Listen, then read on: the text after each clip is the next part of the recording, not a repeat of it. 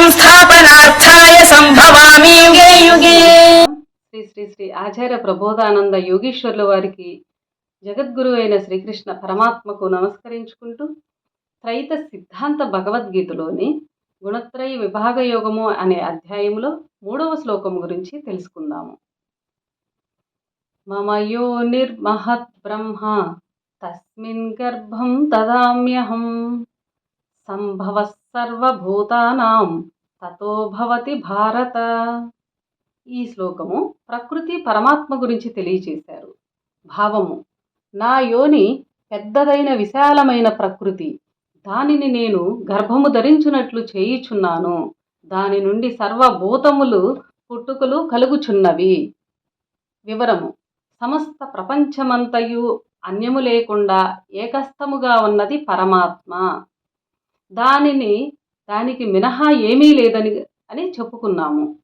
కానీ ప్రపంచ కార్య కారణములకు పరమాత్మను విభజించుకోవాలని కూడా చెప్పుకున్నాము. అలా విభజించి చూసుకుంటే 4 ముఖ్య భాగములుగా ఉన్నాయి. పరమాత్మను విభజించి చూస్తే 4 భాగములుగా ఉన్నవి. అవి జీవాత్మ, ఆత్మ, పరమాత్మ, 4వది ప్రకృతి.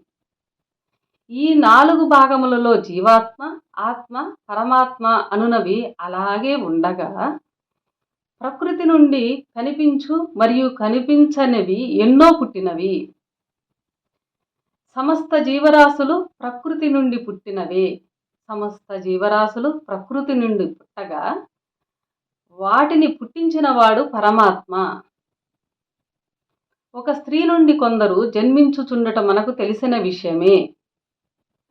స్త్రీ నుండి పుట్టిన వారిని పుట్టించిన వాడు పురుషుడు అని కూడా మనకు తెలుసు. అదే విధముగా సర్వజీవరాశుల పుట్టుకకు కారణమైన బీజదాతయగు పరమాత్మ తండ్రి కాగా, యోని స్వరూపిణియగు ప్రకృతి తల్లి యగుచున్నది. ఒక మనిషికి స్థూలముగా కనిపించు తల్లిదండ్రులు ఉన్నట్లు, సర్వజీవరాశుల మొత్తమునకు కనిపించని తల్లిదండ్రులు ప్రకృతి, పరమాత్మలు ఉన్నారని తెలియవలెను.